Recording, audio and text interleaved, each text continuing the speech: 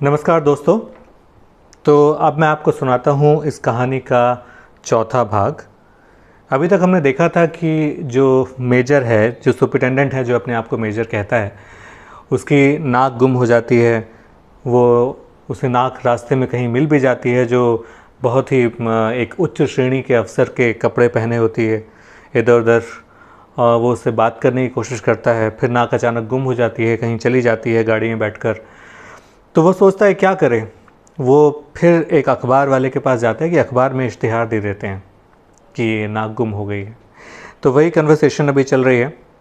वो अखबार वाले के पास जाता है, वाला जो है अपनी दलीलें देता है कि वो उसमें खबर क्यों नहीं छाप सकता, इश्तिहार क्यों नहीं छाप सकता। तो अब मैं आगे पढ़ता हूँ।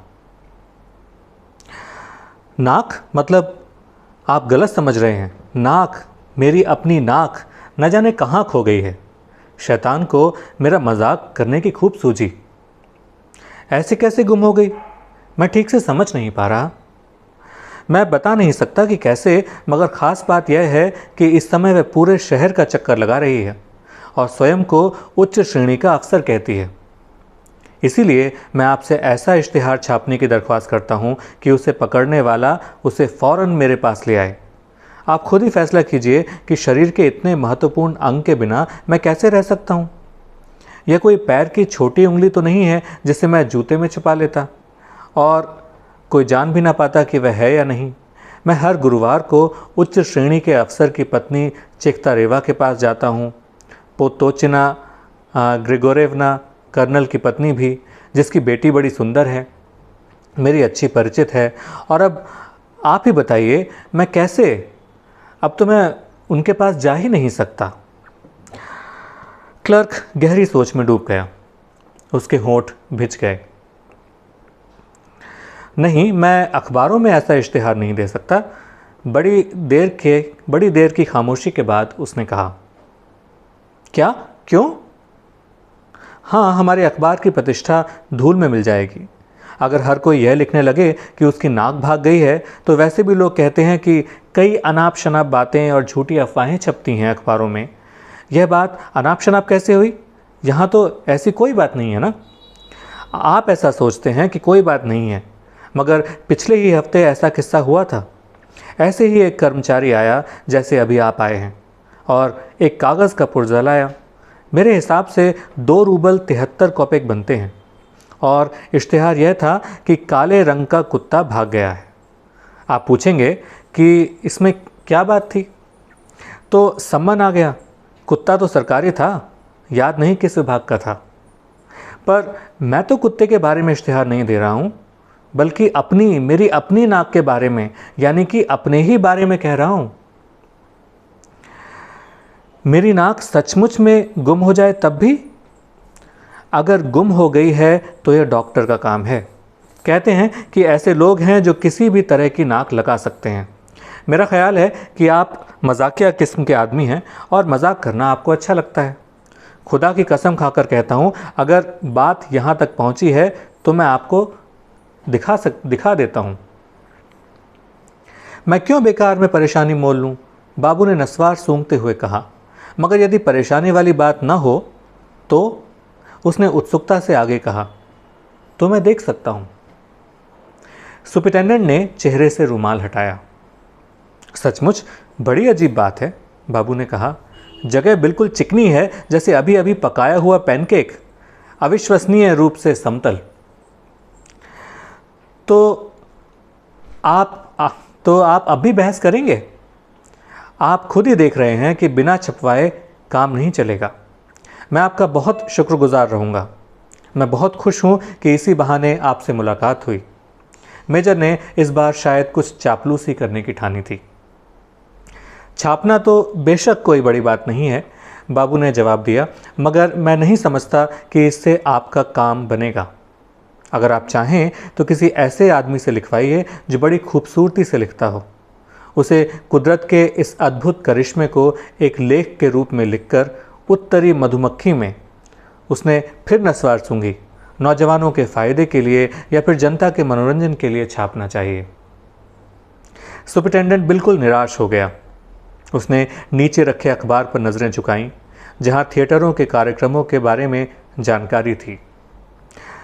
हीरोइन का नाम पढ़कर जो बड़ी खूबसूरत थी, उसका चेहरा मुस्कुराने को तैयार ही था। उसका हाथ अपनी जेब की ओर गया यह देखने के लिए कि उसमें नीला नोट है या नहीं, क्योंकि मेजरों को कवालियोव की राय में कुर्सियों पर बैठना होता था। मगर नाक के ख्याल ने सब गुड़गोबर कर दिया। बाबू भी कवालियोव की हालत देखकर द्रवित हो चला था। उसे कुछ सांत्वना देने के उद्देश्य से उसने सोचा कि अपनी सहानुभूति को संक्षेप में कह दिया जाए। मुझे सचमुच बेहद अफसोस है कि आपके साथ यह मजाक हुआ है। क्या आप थोड़ी नस्वार सूंघना चाहेंगे? इससे सिर का दर्द दूर हो जाता है और निराशा के ख्याल छंट जाते हैं। अर्धशीशी के दर्द में भी फायदा करती है। ऐसा कहते हुए बाबू नस्वार की डिबिया, टोपी पहनी हुई महिला के चित्र वाले ढक्कन को खोलकर कवालियोव की नाक के बिल्कुल पास ले गया। इस बेसोची समझी हरकत ने कवालियोव को आपे से बाहर कर दिया। समझ में नहीं आ रहा है कि आप हर जगह मजाक कैसे कर लेते हैं। उसने अत्यंत दुखी होते हुए कहा, क्या आप देख नहीं सकते कि मेरे पास वह नहीं है? मैं सूंघ कैसे सकता हूं? शैतान आपकी नस्वार छीन ले, मैं तो अब उसकी ओर देख भी नहीं सकता। न सिर्फ आपकी सस्ती सड़ी तंबाकू की ओर, बल्कि महंगी से महंगी तंबाकू की ओर भी नहीं। इतना कहकर बहुत अपमानित करते हुए वह अखबार के दफ्तर से निकला और थानेदार की ओर चल पड़ा, जिसे शक्कर बहुत पसंद थी। उसके घर में नन्हे से हॉल को, जो डाइनिंग रूम भी था, शक्कर के खिलौनों से सजाया गया था, जिन्हें दोस्ती की खातिर व्यापारी ले आया करते थे। इस वक्त महाराजन थानेदार के पैरों से भारी भरकम जूते उतार रही थी। तलवार और दूसरे शस्त्र शांतिपूर्वक कोनों में लटक रहे थे और उसकी भारी भरकम तिकोनी टोपी से उसका 3 साल का बेटा खेल रहा था और वह झंझटों भरी गाली गलौज वाली जिंदगी के पश्चात अब जीवन की खुशियों का आस्वाद लेना चाहता था। कवालियोव उस वक्त कमरे में घुसा जब थानेदार आलस लेते हुए उबासी के साथ कह रहा था, अब 2 घंटों के लिए लंबी तान दूंगा। और इसीलिए अनुमान लगाया जा सकता है कि सुपरिटेंडेंट का प्रवेश सही समय पर नहीं हुआ था और मैं कह नहीं सकता कि भेंट स्वरूप कुछ पाउंड चाय और कुछ कपड़े लाने के बावजूद भी इस समय उसका स्वागत गर्मजोशी से हुआ या नहीं। थानेदार यूं तो सभी कलात्मक वस्तुओं एवं कारखानों की बनी वस्तुओं का प्रशंसक था, मगर सरकारी नोटों को प्राथमिकता देता था। यह चीज़ वह अक्सर कहता, इससे अच्छी कोई और चीज़ नहीं है। खाने को महंगी नहीं, जगह भी बहुत कम घेरती है, जेब में हमेशा समा जाती है, गिरा दो तो टूटती भी नहीं है। थानेदार ने कवालियोव का बड़ा रूखा स्वागत किया और फप्ती कसी कि कहीं भोजन के बाद भी खोजबीन की जा सकती है। प्रकृति ने ही यह नियम बनाया है कि भरपेट खाने के बाद थोड़ा आराम कर लेना चाहिए। इससे सुपरिटेंडेंट को पता चला कि थानेदार को प्राचीन विद्वानों की उक्तियों का ज्ञान था और किसी भले मानस की नाक कभी कोई नहीं काटता और दुनिया में ढेरों मेजर ऐसे हैं जिनका कच्छा भी ढंग का नहीं होता और जो हर गंदी जगह पर मंडराते रहते हैं। मतलब भवों पर नहीं, सीधे आँखों पर। गौर करना होगा कि कवालियोव बड़ा ही संवेदनशील व्यक्ति था। वह अपने व्यक्तित्व के बारे में कही गई किसी भी भद्दी से भद्दी बात को माफ़ कर सकता था, मगर यदि कोई उसके पद या ओहदे का अपमान करे तो वह बर्दाश्त नहीं कर सकता था। वह ऐसा भी मानता था कि थिएटर के नाटकों में हर उस चीज़ को कहने की इजाज़त होनी चाहिए जो कैप्टन से नीचे वाले अफसरों से संबंधित हो, मगर उससे ऊपर के अफसरों को कभी भी निशाना नहीं बनाना चाहिए। थानेदार के स्वागत से वह इतना बौखला गया कि उसने अपना सिर झटक कर हाथ फैलाकर स्वाभिमान की भावना से कहा, मैं मानता हूँ कि आपके द्वारा की गई इन अपमानास्पद टिप्पणियों के पश्चात मैं आगे कुछ भी नहीं कह सकता, और बाहर निकल गया। वह बेसुध सा घर आया। शाम हो चुकी थी। इन सब असफल कोशिशों के बाद उसे अपना घर बड़ा दयनीय और मनहूस प्रतीत हुआ। हॉल में घुसते ही उसे सरकारी धब्बेदार सोफे पर पड़ा नजर आया उसका सेवक इवान, जो पीठ के बल लेटा हुआ एकटक छत को घूरे जा रहा था। वह बड़ी देर तक इसी अवस्था में पड़ा रहा। सेवक की इस उदासीनता से वह तैश में आ गया। उसने अपनी टोपी से उसके माथे पर चोट करते हुए कहा, सुअर कहीं के, हमेशा बेवकूफ़ियाँ करते रहते हो। इवान अपनी जगह से उछल पड़ा और फौरन लपक कर उसका कोट उतारने लगा। अपने कमरे में आकर थका हुआ दयनीय मेजर कुर्सी पर ढेर हो गया और कई बार गहरी आहें भरने के बाद बोला, ऐ खुदा, ऐ मेरे खुदा, ये दुर्भाग्य क्यों? अगर मैं बेपैर बेहाथ का होता तो वो बेहतर होता। अगर मैं बेकान का होती तो अजीब बात, मगर बर्दाश्त की जा सकती थी। मगर बेनाक का आदमी शैतान जाने क्या होता है। पंछी पंछी नहीं, नागरिक नागरिक नहीं। बस उठाओ और खिड़की से बाहर फेंक दो। लड़ाई में या द्वंद्व युद्ध में ही कट जाती, मेरी ही गलती से कट जाती, मगर ये तो बेबात के गायब हो गई। मुफ्त में एक दमड़ी भी नहीं मिली। मगर नहीं, ऐसा हो ही नहीं सकता। वह कुछ सोचकर आगे बोला, विश्वास नहीं होता कि नाक खो जाए। किसी भी तरह नहीं। यह बात बिल्कुल सच है या कहीं मुझे सपना तो नहीं आ रहा।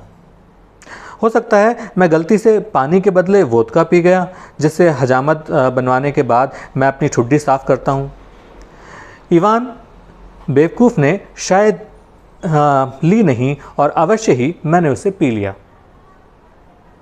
यह देखने के लिए कि वह नशे में है या नहीं, मेजर ने स्वयं को इतनी ज़ोर से चुटकी काटी कि वह खुद ही चीख पड़ा।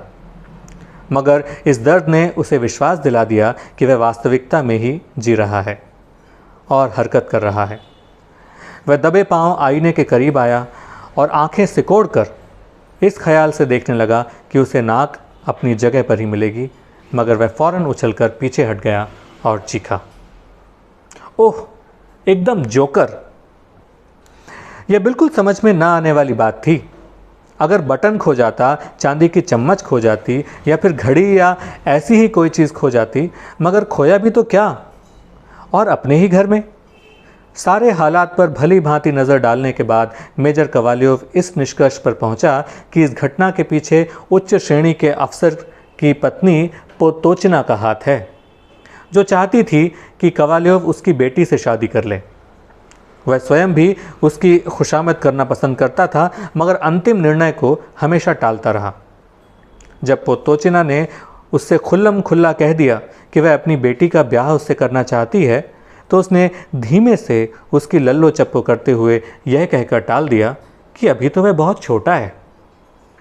उसे कम से कम और 5 साल नौकरी करनी है, जिससे वह ठीक 42 साल का हो जाए, और इसीलिए अफसर की बीवी ने बदले की भावना से उसका रूप बिगाड़ने की ठान ली और किसी जादूगरनी को इस काम के लिए पैसे दिए, क्योंकि इस बात को तो कल्पना ही नहीं की जा सकती कि कोई उसकी नाक काट कर ले गया हो।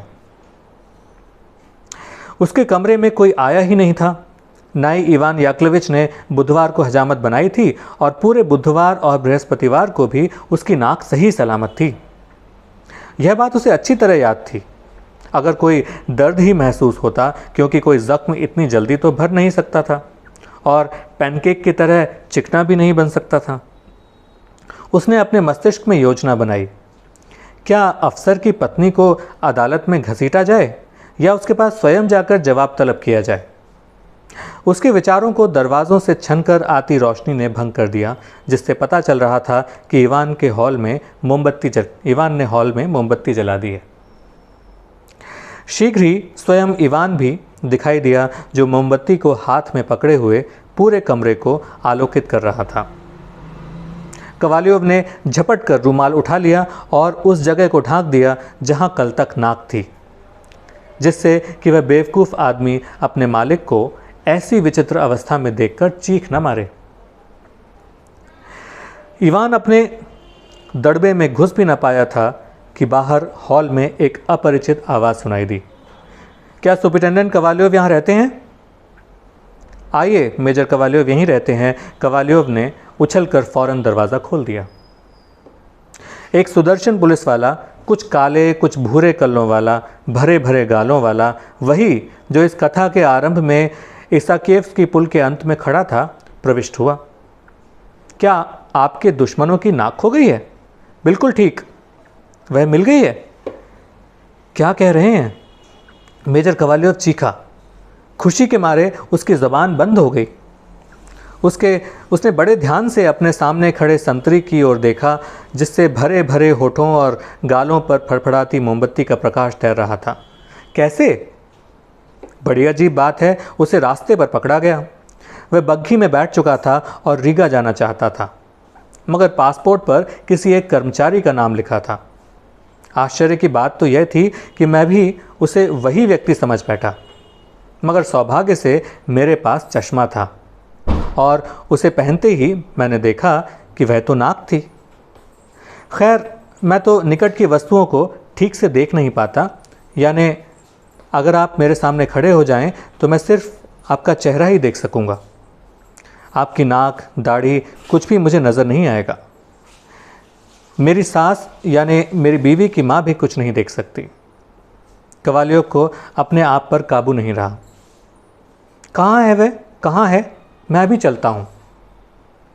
घबराइए नहीं, मैं जानता था कि आपको उसकी ज़रूरत है, उसे अपने साथ ही ले आया हूँ। अजीब बात यह है कि इस घटना का मुख्य अभियुक्त दुष्ट नाई वज़्नेसेंस्क की सड़क पर रहने वाला इस समय हवालात में है। मुझे पहले से ही उसके पियक्कड़ और चोर होने का शक था। अभी 3 दिन पहले उसने एक दुकान से बटनों का डिब्बा चुराया था। आपकी नाक ठीक वैसी है जैसी थी। इतना कहकर संतरी ने जेब में हाथ डाला और कागज़ में लिपटी हुई नाक बाहर निकली। हाँ, वही है, कोवाल्योव चीख पड़ा। बिल्कुल सही, बिल्कुल वही। आज आप मेरे साथ चाय पीजिए। मैं इसे अपना बहुत बड़ा सम्मान समझता, मगर आज किसी भी हालत में संभव नहीं है। यहाँ से मुझे सीधे पागल खाने जाना है। सभी चीज़ों की कीमतें बहुत बढ़ गई हैं। मेरे घर में मेरी सास भी रहती है, यानी मेरी बीवी की माँ, और बच्चे भी हैं। बड़े बेटे से मुझे काफ़ी उम्मीदें हैं। बड़ा होशियार बच्चा है, मगर उनके उचित भरण पोषण के लिए मेरे पास पर्याप्त पैसे नहीं हैं। कोवाल्योव समझ गया और मेज़ पर से लाल नोट उठाकर उसने संतरी के हाथ में थमा दिया, जो फौरन गोल घूमकर दरवाजे से बाहर निकल गया। और लगभग उसी समय कोवाल्योव को सड़क पर उसकी आवाज़ सुनाई दी, जो एक भोले भाले ग्रामीण को फटकार रही थी, जो अपनी ठेला गाड़ी फुटपाथ पर चढ़ा रहा था। संतरी के जाने के बाद कोवाल्योव कुछ देर गुमसुम बैठा रहा। तब कहीं जाकर वह कुछ देखने समझने की स्थिति में आया। इस विस्मृति का कारण भी आकस्मिक प्रसन्नता ही थी। उसने ढूंढी गई नाक को बड़ी सावधानी से उठाया और उसे दोबारा बड़े गौर से देखा। वही है, बिल्कुल वही, मेजर कोवाल्योव बड़बड़ाया। दाईं ओर मस्सा भी है, जो कल ही उगाया था। मेजर खुशी से हंस पड़ा। मगर इस दुनिया में कोई भी चीज़ शाश्वत नहीं है, और इसीलिए खुशी भी अगले क्षण उतनी जोशीली नहीं रहती। तीसरे क्षण वह और कमज़ोर पड़ जाती है और अंत में मन की अवस्था में अनजाने में ही घुल मिल जाती है। जैसे पानी में पत्थर गिरने से बना वृत्त, जो बाद में समतल सतह में खो जाता है। कोवाल्योव सोचने लगा और इस निष्कर्ष पर पहुंचा कि काम अभी ख़त्म नहीं हुआ है। नाक मिल तो गई है, मगर उसे अपनी जगह पर वापस तो बिठाना है, और यदि ना बैठे तो। अपने आप से किए गए इस सवाल से कोवाल्योव का चेहरा पीला पड़ गया। एक अनजान भय से वह मेज की ओर लपका, आईना नज़दीक लाया, जिससे नाक को टेढ़ी न बिठा दे। उसके हाथ थरथरा रहे थे। बड़ी सावधानी से उसने नाक को अपनी पहली वाली जगह पर रखा। ओ भयानक! नाक चिपक ही नहीं रही थी। वह उसे अपने मुंह के पास लाया, अपनी सांस से उसे कुछ गर्म किया और दोबारा दोनों गालों के बीच वाली समतल जगह पर लाया, मगर नाक थी कि वहाँ रुक ही नहीं रही थी। ओह, मान भी जा, चढ़ जा बेवकूफ़, उसने नाक से कहा, मगर नाक तो मानो काठ की बन गई थी और बार बार मेजर पर इतनी अजीब आवाज़ के साथ गिर गिर पड़ती थी, मानो बोतल का ढक्कन हो। मेजर का चेहरा बिसूर गया। क्या सचमुच वह चिपकेगी नहीं? उसने खौफ से सोचा। कितनी ही बार वह उसे अपने पहली वाली जगह पर ले गया, मगर उसकी हर कोशिश बेकार गई। उसने इवान को डॉक्टर के पास भेजा, जो उसी बिल्डिंग की निचली मंजिल पर रहता था। डॉक्टर बड़ा खूबसूरत आदमी था, काले कल्लों वाला, तंदुरुस्त बीवी वाला, सुबह सुबह ताज़े सेब खाता था और अपना मुंह बहुत साफ रखता था। हर सुबह करीब 45 मिनट तक उसे साफ करता था और दांतों को भी विभिन्न प्रकार के टूथब्रशों से साफ किया करता था। डॉक्टर फौरन आ गया, यह पूछने के बाद कि दुर्घटना कितनी देर पहले हुई है। उसने मेजर की ठुड्डी पकड़कर उसका चेहरा ऊपर उठाया और अपनी बड़ी उंगली से उस स्थान पर टकटक किया जहां पहले नाक हुआ करती थी। मेजर ने अपना चेहरा इतनी जोर से पीछे हटाया कि उसका सिर दीवार से टकरा गया। डॉक्टर ने कहा, कोई चिंता की बात नहीं है, और उसे दीवार से कुछ दूर हटने की सलाह देकर चेहरा बाईं ओर मोड़ने को कहा। उस जगह को छूकर जहां पहले नाक थी बोला फिर सिर को दाईं ओर मोड़ने की आज्ञा दी और बोला और अंत में फिर से बड़ी उंगली से उस जगह चोट की जिससे मेजर ने अपना सिर इस तरह हिलाया जैसे कोई घोड़ा हिलाता है जिसके दांत देखे जा रहे हों। इतने सारे परीक्षणों के बाद डॉक्टर बोला, नहीं, असंभव है, बेहतर है कि आप इसी तरह रहें क्योंकि बात बिगड़ भी सकती है। उसे बिठाना संभव तो है, मैं खुद ही उसे अभी चिपका देता, मगर मैं आपको विश्वास दिलाता हूं कि यह आपके लिए बुरा होगा। ये अच्छी कही, नाक के बगैर मैं रहूं कैसे? कवालियोव ने कहा। अभी है, उससे बदतर हालात तो नहीं हो सकते ना? शैतान ही जाने ये मुसीबत क्या है। ऐसी जोकरों जैसी शक्ल में मैं किसी को मुंह कैसे दिखा सकता हूँ? मेरी कई लोगों से अच्छी जान पहचान है। आज ही शाम को मुझे 2 घरों में मिलने जाना है। बड़े बड़े लोगों को मैं जानता हूँ, उच्च श्रेणी की महिला चेकता रेवा पोतोचिना, बड़े अफसर की बीवी। हालांकि उसकी आज की हरकत के बाद मैं उससे कोई ताल्लुक़ नहीं रखना चाहता, मगर पुलिस के ज़रिए ही उससे बात करूँगा। मुझ पर मेहरबानी कीजिए, कवालियोव ने बड़े विनय से कहा। क्या कोई भी उपाय नहीं है? किसी तरह लगा दीजिए, अच्छी तरह नहीं तो सिर्फ लटकती रहने दीजिए, मैं उसे हाथ से संभालते रहूँगा। मैं नृत्य भी नहीं करूँगा जिससे किसी भी असावधानी के क्षण में उसे नुकसान न पहुँचे। जहाँ तक आपकी मेहरबानी का सवाल है, आपकी विजिटों का सवाल है, तो विश्वास रखिए कि जहाँ तक संभव होगा। विश्वास कीजिए, डॉक्टर ने हौले से कहा, मगर दृढ़ और मीठी आवाज़ में वो बोला, मैं पैसों के लालच में इलाज नहीं करता। यह मेरे पेशे और मेरे नियमों के खिलाफ है। यह सच है, मैं विज़िट के लिए पैसे लेता हूँ, मगर सिर्फ इसलिए कि मेरे इनकार से कोई अपमानित ना हो जाए। मैं आपकी नाक ज़रूर बिठा देता, मगर यदि आप मेरे शब्दों पर विश्वास नहीं करते तो मैं आपको अपनी प्रतिष्ठा का वास्ता देता हूँ कि यह बहुत बुरा होगा। प्रकृति को ही अपना काम करने दीजिए। उस जगह को ठंडे पानी से धोते रहिए। मैं आपको यकीन दिलाता हूँ कि बगैर नाक के भी आप उतने ही स्वस्थ रहेंगे जितने नाक के साथ होते हैं। मैं आपको सलाह दूंगा कि नाक को स्पिरिट के घोल में रखकर बैंक में रख दीजिए। 2 चम्मच वोदका में गर्म सिरके का घोल ज़्यादा अच्छा रहेगा, और तब आपको उसके पैसे भी अच्छे मिलेंगे। यदि आप उसकी हिफाजत न करना चाहें तो मैं ही उसे खरीद दूंगा। नहीं, बिल्कुल नहीं, बेचूंगा किसी हालत में नहीं। मेजर कवालियोव आहत भाव से चीखा। इससे तो अच्छा है कि वह फिर से खो जाए। क्षमा कीजिए, डॉक्टर ने झुककर कहा, मैं तो आपकी मदद करना चाहता था, क्या किया जाए? आपने कम से कम यह तो देखा कि मैं कोशिश कर रहा हूं। इतना कहकर डॉक्टर एहसान जताते हुए कमरे से बाहर निकल गया। कवालियोव ने चेहरे को भी ध्यान से नहीं देखा। वह बड़े बेमन से उसके काले कोट की बाहों से झांकती कमीज़ की बर्फ़ के समान साफ और सफ़ेद आस्तीनों को देखता रहा। उसने तय किया कि शिकायत करने से पहले वह अगले दिन उच्च श्रेणी के अफसर की पत्नी को खत लिखेगा, पूछेगा कि वह बिना लड़ाई झगड़ा किए उसके नाक वापस लौटाएगी या नहीं। खत कुछ इस तरह का था।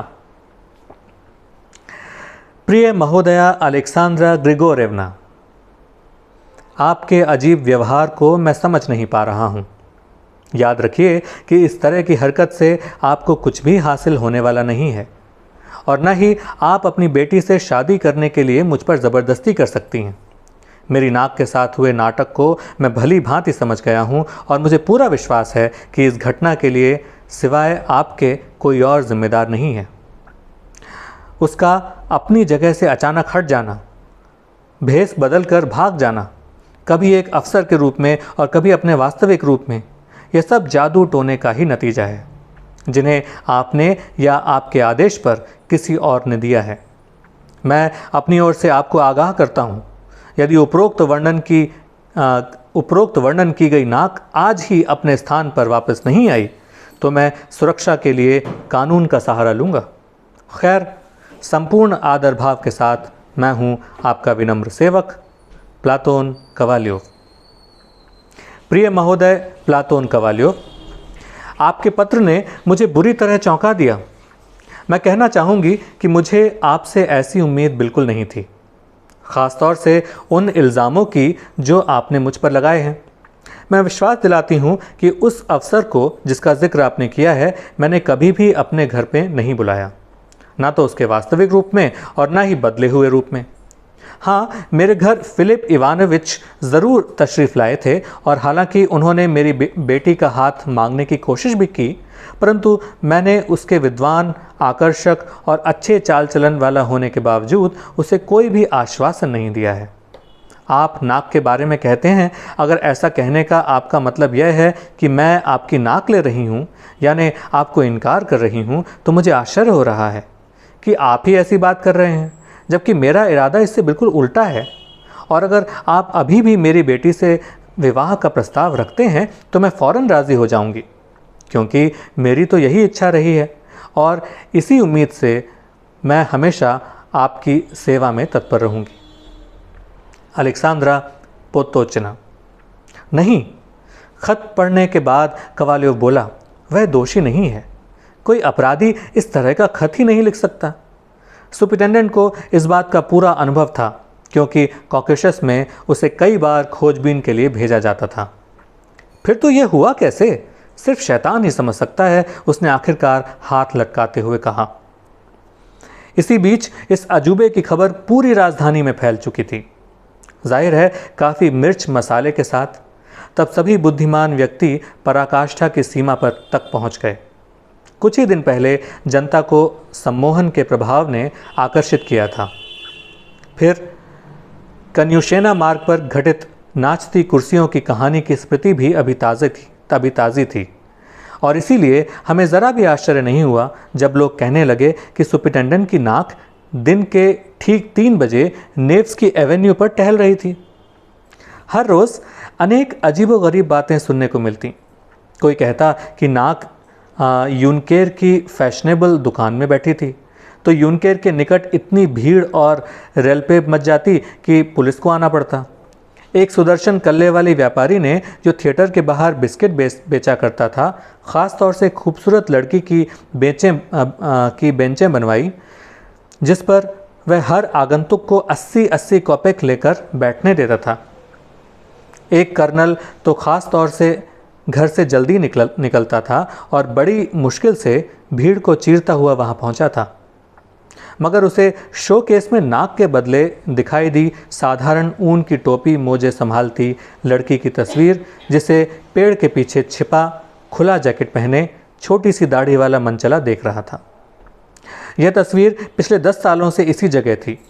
वहाँ से हटते हुए उसने बड़े दुख से कहा, इन बेवकूफ़ियों भरी झूठी अफवाहों से लोगों को कैसे फुसलाया जाता है। तभी दूसरी अफवाह फैलती है कि मेजर कवाल्योव की नाक नेव्स्की एवेन्यू पर नहीं अपितु तवरिचेस्की उद्यान में घूम रही है और वह वहाँ बड़ी देर से है, तब से जब से वहाँ खोजरेव मिर्ज़ा रहा करते थे, जिसे कुदरत के करिश्मे से बड़ा आश्चर्य हुआ था। शल्यक्रिया अकादमी के कुछ विद्यार्थी वहाँ पहुँचे। एक प्रसिद्ध आदरणीय महिला ने पत्र लिखकर उद्यान के दरबान से विनती की कि उसके बच्चों को यह बिरला कारनामा दिखाए और समझाए। इन सभी घटनाओं में वे मनचले बहुत खुश थे जो औरतों को छेड़ा करते थे, मगर सभ्य और आदरणीय नागरिक इन सबसे बड़े नाराज थे। एक नागरिक ने दुखी होकर कहा कि इस जागृति और शिक्षा के युग में ऐसी बेसिर पैर की अफवाहें कैसे फैलती हैं, और उसे आश्चर्य है कि सरकार इस ओर ध्यान क्यों नहीं देती। एक महाशय बेशक उन लोगों में से थे जो हर बात की जिम्मेदारी सरकार पर डाल देते थे, पत्नी से हुई रोज़मर्रा की चकचकी भी इसके बाद, मगर यहाँ की सारी घटना कोहरे में छिप गई और उसके बाद क्या हुआ हमें सचमुच नहीं मालूम। संसार में बड़ी अजीब घटनाएं घटती हैं, कभी कभी तो उनका सिर पैर भी समझ में नहीं आता। अचानक वही नाक जो अफसर बनकर घूम रही थी और जिसने शहर में इतना हड़कंप मचा रखा था, अपनी जगह पर यानी मेजर कवालियोव के दोनों गालों के बीच ऐसे बैठ गई जैसे कुछ हुआ ही ना हो। यह हुआ 7 अप्रैल को। सुबह उठते ही कवालियोव ने यूं ही आईने में देखा तो देखता ही रह गया। नाक हाथ से पकड़ा, बिल्कुल नाक। कवालियोव बोला और खुशी के मारे नंगे पैर ही पूरे कमरे में नाचने लगा। मगर अंदर आते हुए इवान ने रंग में भंग कर दिया। उसने मुंह धोने के लिए फौरन पानी लाने की आज्ञा दी और मुंह धोते धोते दोबारा आईने में देखा। नाक अपने चेहरे को वलकल से मलते हुए उसने फिर से शीशे में देखा। नाक देखो तो इवान, शायद मेरी नाक पर मस्सा उगाया, उसने कहा और सोचा। अगर इवान कहे नहीं मालिक, मस्सा तो क्या नाक ही नहीं है तो बड़ी मुसीबत हो जाएगी। मगर इवान ने कहा नहीं तो कोई मस्सा वस्सा नहीं है, नाक एकदम साफ है। ठीक है, भाड़ में जाए, मेजर ने अपने आप से कहा और उंगलियों से उसे पकड़कर खींचा। इसी समय नाई इवान याकलेविच ने दरवाजे से भीतर झांका, मगर डरते डरते उस बिल्ली के अंदाज में जिसे अभी मछली चुराने पर पीटा गया हो। सामने आकर कहो, हाथ साफ हैं? दूर से ही कवालियोव चिल्लाया। साफ हैं? झूठ बोलते हो। ऐ खुदा, साफ है मालिक। अच्छा देखो तो। कवालियोव बैठ गया। इवान याकलेविच ने उसे कपड़े से ढांक दिया और एक ही क्षण में ब्रश से उसकी ठोड़ी और गाल को झाग से भर दिया। ओहो! नाक की ओर देखते हुए इवान याकलेविच ने अपने आप से कहा और फिर सिर को दूसरी ओर घुमाकर किनारे से उसकी ओर देखा। कमाल है, क्या कहने। वह बड़बड़ाता रहा और बड़ी देर तक उसे देखता रहा। आखिर में बड़ी सावधानी से उसने 2 उंगलियां उठाईं ताकि उसे पकड़ सके। ऐसा तरीका ही था इवान याकलेविच का। देखो देखो देखो, कवालियोव चीखा। इवान याकलेविच ने हाथ नीचे गिरा लिया और ऐसे शर्माया जैसे अपनी जिंदगी में कभी न शर्माया था। अंत में उसने बड़ी सावधानी से दाढ़ी पर उस तरह चलाना शुरू किया। हालांकि बिना सूंघने वाले अंग का सहारा लिए उसे बड़ी कठिनाई हो रही थी, मगर फिर भी अपनी बड़ी उंगली को उसके गाल और निचली ठुड्डी पर टिकाकर उसने सहजता से हजामत बना दी। जब तैयारी पूरी हो गई तो कवालियोव ने जल्दी से कपड़े पहने, गाड़ी ली और सीधे गोलियों वाली दुकान में पहुंचा। भीतर घुसते घुसते वह चिल्लाया, छोकरे, एक प्याला चॉकलेट लाओ। और उसी समय खुद आईने की ओर लपका। नाक है? वह खुशी से घूमा और बड़े व्यंग से आंखें सिकोड़कर उन 2 फौजियों को देखने लगा, जिनमें से एक की नाक बटन जितनी छोटी थी। उसके बाद वह उस विभाग में गया जहां वह उपराज्यपाल के पद के लिए कोशिश कर रहा था और जिसके न मिलने पर कमिश्नर के पद के लिए उम्मीद लगाए था। बड़े हॉल से गुजरते हुए उसने आईने में झांका है, नाक है।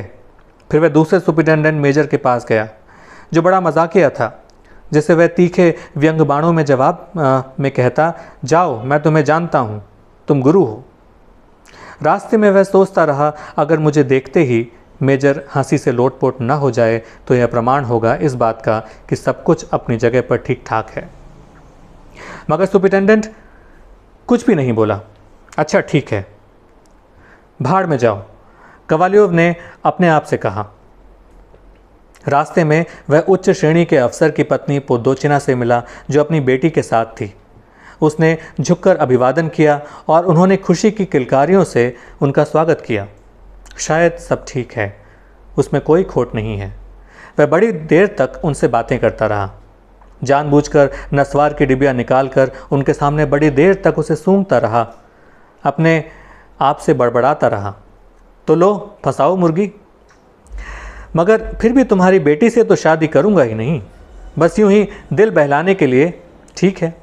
और तब से मेजर कोवाल्योव यूं घूमने लगा जैसे कि कुछ हुआ ही न था। वह हर जगह जाता, नेव्स्की एवेन्यू पर, थिएटर में, जहाँ जी चाहे, नाक भी उसके चेहरे पर यूं बैठी रहती जैसे कभी कुछ हुआ ही ना हो। और इसके बाद मेजर कोवाल्योव को लोगों ने हमेशा हंसते हुए, मुस्कुराते हुए, सुंदर महिलाओं का पीछा करते हुए ही देखा। एक बार तो वह गोस्तिनी महल की एक दुकान से तमगों वाला रिबन खरीदते हुए देखा गया। न जाने क्यों, क्योंकि वह खुद तो तमगेधारी घुड़सवार था नहीं। तो ऐसी घटना घटी हमारे विशाल राज्य की उत्तरी राजधानी में।